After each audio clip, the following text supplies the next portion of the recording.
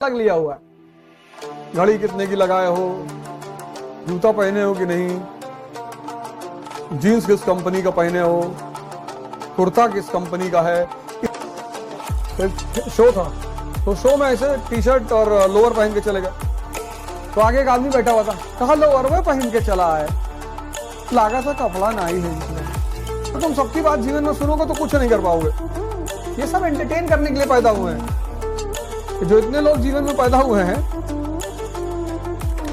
अगर कंस नहीं होता तो कृष्ण कभी भगवान नहीं बन पाता। कंस को अगर हटा दो स्टोरी से ना, कृष्ण की स्टोरी से, तो कृष्ण कभी भगवान, अगर कृष्ण के पैदा होते वो ओरिजिनल मामा बन जाए, बेटा जब बड़े होना तो हमको मार डालना, कुछ नहीं कर पाते कृष्ण। वो जो इतनी चुनौती पैदा कर दी ना उसने कृष्ण के जीवन में, उससे। लेकिन अब मनुष्य एक बहुत बड़े सिद्धांत को भूल गया, और वो सिद्धांत ये है कि बिना कष्ट के कोई परिवर्तन नहीं होता।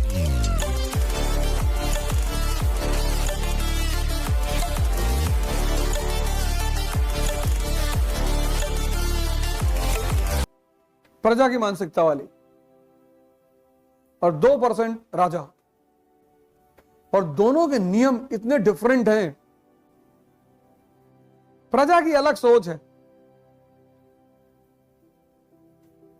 सोच ही अलग लिया हुआ है।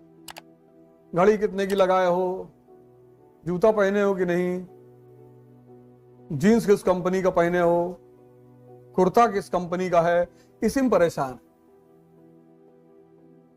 अयोध्या में गए थे, तो शो था, तो शो में ऐसे टी शर्ट और लोअर पहन के चले गए, तो आगे एक आदमी बैठा हुआ था, कहा लोअर में पहन के चला है, लागा था कपड़ा ना ही है इनके लगे। हम जिस पे बोल रहे हैं उसको सुन ही नहीं रहा है, लेकिन वो उसका दोष नहीं है, वो उसके क्लास का दोष है। इसलिए अगर तुम सबकी बात जीवन में सुनोगे तो कुछ नहीं कर पाओगे। ये सब एंटरटेन करने के लिए पैदा हुए हैं। जो इतने लोग जीवन में पैदा हुए हैं, ये सब एंटरटेनमेंट के लिए हैं। सोचो, अगर कंस नहीं होता तो कृष्ण कभी भगवान नहीं बन पाते। कंस को अगर हटा दो स्टोरी से ना, कृष्ण की स्टोरी से, तो कृष्ण कभी भगवान, अगर कृष्ण के पैदा होते वो ओरिजिनल मामा बन जाता और कहता ठीक है हमारा भांजा मार डाले हमको, लेकिन हम अपने भांजे को पूरा प्रेम देंगे, और महल में पालता और सारी सुख सुविधाएं देता और कहता बेटा जब बड़े होना तो हमको मार डालना, कुछ नहीं कर पाते कृष्ण। वो जो इतनी चुनौती पैदा कर दी ना उसने कृष्ण के जीवन में, उससे संघर्ष का भाव पैदा हो गया, और संघर्ष में धीरे धीरे मजा आने लगा, भगवान बन गए। कभी कभी तुम्हें लगता नहीं कि इस देश में इतने सारे भगवान कैसे पैदा हो गए? इस देश को सूत्र पता है भगवान बनने का, इस देश को फॉर्मूला पता है। कोई भगवान थोड़ी है, लोग बन जाते हैं। लेकिन अब मनुष्य एक बहुत बड़े सिद्धांत को भूल गया, और वो सिद्धांत ये है कि बिना कष्ट के कोई परिवर्तन नहीं होता।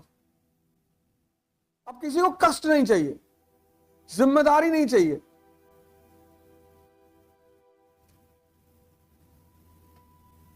सबको अपना राइट पता है, ड्यूटी नहीं पता है। कहता दुख नहीं चाहिए, और चाहिए सब कुछ, बस कहता दुख मत दो, कुछ तरीका बता दो आईएएस बन जाए, कोई तरीका बता दो एमपी बन जाए, परेशानी ना हो। वो संभव ही नहीं है, वो पॉसिबल ही नहीं है।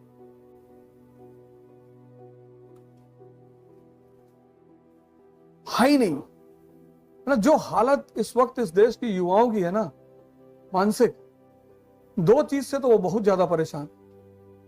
एक डिस्ट्रैक्शन से और एक ओवर थिंकिंग से। और ओवर थिंकिंग का परिणाम है स्क्रॉलिंग। वो जो रात भर स्क्रॉलिंग चल रही है ना, अगर वो रोक दें तो ये चलने लगे, अगर वो बाहर वाला ना चले तो ये चलने लगे, और ये और परेशान करेगा। याद दिलाएगा कि यार अभी ये तैयार नहीं, ये तैयार नहीं, ये तैयार नहीं, 4 पेपर दिए वो भी नहीं हुआ, पापा रिटायर होने वाले हैं, और चेन रिएक्शन करेगा।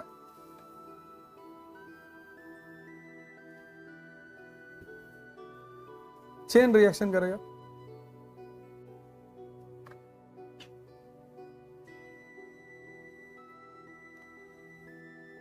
फोटो खिंचाने का इतना नशा हो गया इस देश में। आज तो मंगाए एक हॉकी दोपहर में, आज जाओ हॉकी लेकर आओ बढ़िया एक, पार के हॉकी गिरा देंगे कोई फोटो वोटो खींचने के लिए आया तो। सुबह था एक क्लास थी सुबह वनडे वालों की, फोटो के लिए लाइन लगा ली। हमने कहा हमारी देखो किसी के साथ, नहीं नहीं, लेकिन फिर भी मतलब हवा चल जाए तो कंट्री चेंज हो जाए। ब्रेकअप होगा ही, मैगी खाए हुए लोग।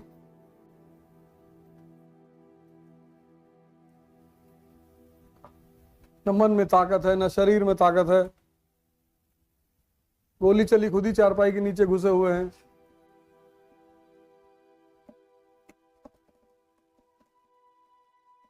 पहले इसीलिए तो स्वयंवर होता था, लड़कियों को अधिकार था अपने वर को चुनने का। तो जो धनुष तोड़ेगा उसको वो माला डालेंगे।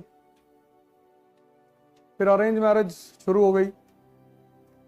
आज अगर स्वयंवर हो तो 70% की शादियां ना हो। ये कहेंगे कि डिजिटली उठाएं, कहेंगे वर्चुअल धनुष उठा देंगे स्क्रीन पे, ओरिजिनल तो ना हो पाएगा। धैर्य है ही नहीं,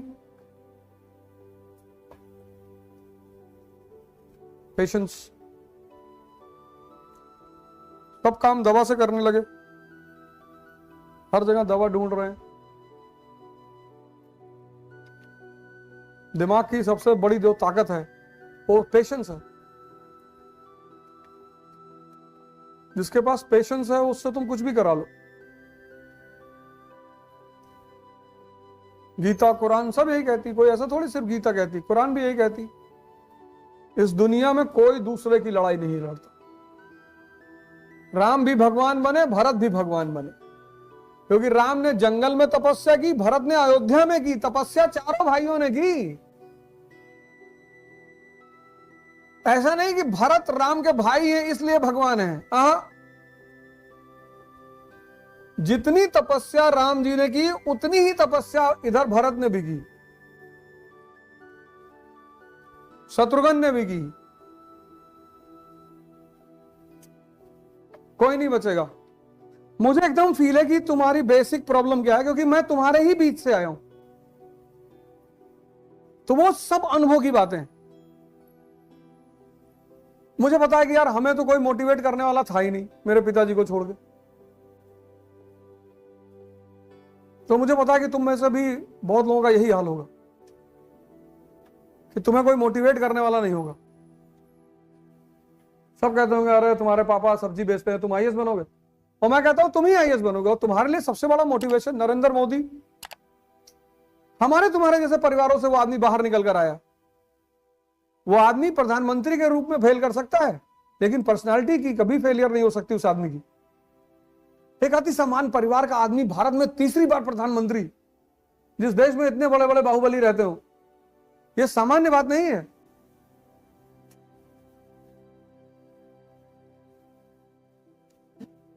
सब राजा परिवार से हैं। उस आदमी के सामने जितने राजनेता हैं सब राजा परिवार से हैं।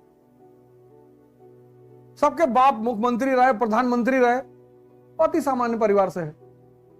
पढ़ाई इतनी शानदार चीज है ना, कुछ ना कुछ तो तुम्हें बना ही देगी। आईएएस नहीं बनाएगी तो नेता बना देगी, नेता नहीं बनाएगी तो बिजनेसमैन बना देगी। तुम्हें कभी निराश नहीं करेगी। पढ़ाई इतनी प्यारी चीज है। ऐसा नहीं कि सिर्फ आईएएस बनाएगी, अगर तुम कायदे से पढ़ लिए तो कुछ ना कुछ अच्छा तो बना ही देगी, कुछ ना कुछ बहुत बेहतरीन बना, क्योंकि तुम्हारे सोचने की क्षमता इतनी विकसित कर देगी। जैसे तुम एक्स्ट्रा ऑर्डिनरी परफॉर्म करने लगोगी, इसका मतलब तुम्हारा दिमाग अच्छा है और तुम कंसंट्रेट हो। तो जैसे ही कोई तुम्हारे कैरेक्टर पे उंगली उठाएगा तुम डिस्टर्ब हो जाओगी। उन्हें तुम्हारे कैरेक्टर से कुछ लेना देना नहीं, तुम अच्छी हो कि बुरी हो उससे कोई मतलब नहीं।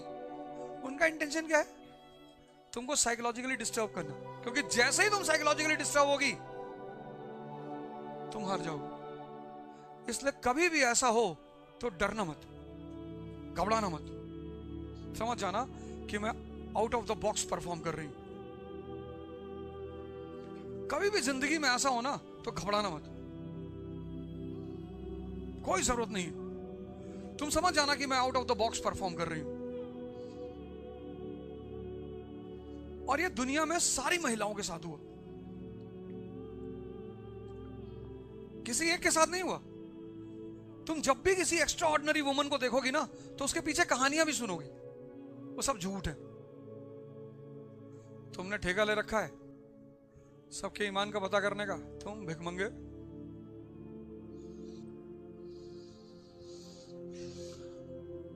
इस दुनिया को बहुत लोड मत लिया करो। तुम में से बहुत लोग बहुत लोड लेते हो, इंतजार करना पड़ता है, जैसे भगवान कृष्ण ने किया।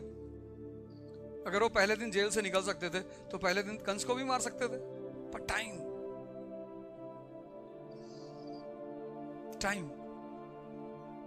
आदमी पावरफुल नहीं है और आदमी कमजोर नहीं है, उसका टाइम। अपने टाइम का इंतजार करो और माफ किसी को भी मत करना। Forgiveness is the quality of and we are not gods. पर किसी को पर गुस्सा नहीं करना है।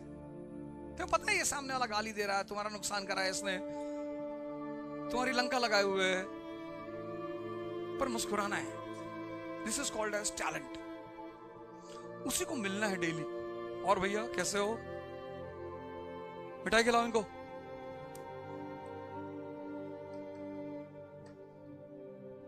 पर माफ नहीं करना है, वो कोई भी हो। मतलब मरने से अगर 5 मिनट भी पहले मौका मिल गया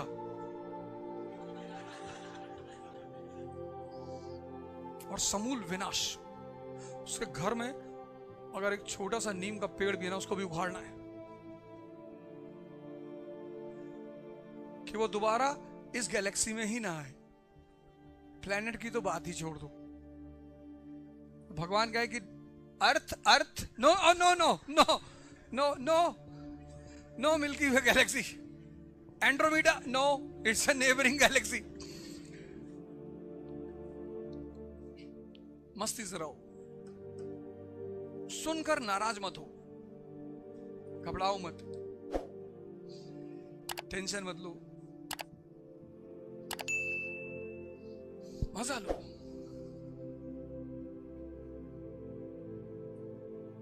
बस अगर तुम मजा लेने सीख गए ऑड सिचुएशन का, तो तुम इतने